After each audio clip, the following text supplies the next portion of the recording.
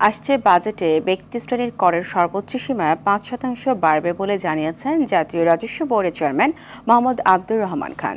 জাতীয় রাজস্ব বোর্ড ভবনের সম্মেলন কক্ষে Dhaka chamber of commerce and ইন্ডাস্ট্রির সঙ্গে আয়োজিত প্রাক বাজেট আলোচনা সভায় তিনি এই কথা জানান। এনবিআর চেয়ারম্যান বলেন, কোম্পানির নয় ব্যক্তিগত কর বেশি হওয়া উচিত। জানান, বাড়তে পারে করমুক্ত আয়ের সীমাও। অন্যদিকে ডিসিসিআই তাদের বাজেট প্রস্তাবনায় করমুক্ত আয়ের সীমা ৫ লাখ টাকা নির্ধারণের প্রস্তাব দেয়। ব্যক্তির সর্বোচ্চ কর কমানোর পরামর্শ দিয়েছে ডিসিসিআই। প্রফিটের ছোট্ট একটা অংশ সরকার ট্যাক্স নেবে। এখন ট্যাক্স প্রদান পদ্ধতি আমরা সহজ করব, আপনাদেরকে যাতে করে জুলুমের শিকার না হন সেগুলো আমরা ঠিক করব, কিন্তু আপনি প্রফিট করবেন তার একটা ছোট্ট অংশ সরকারকে ট্যাক্স দেবেন না, এই জায়গা থেকে আপনারা দয়া করে সরে আসেন।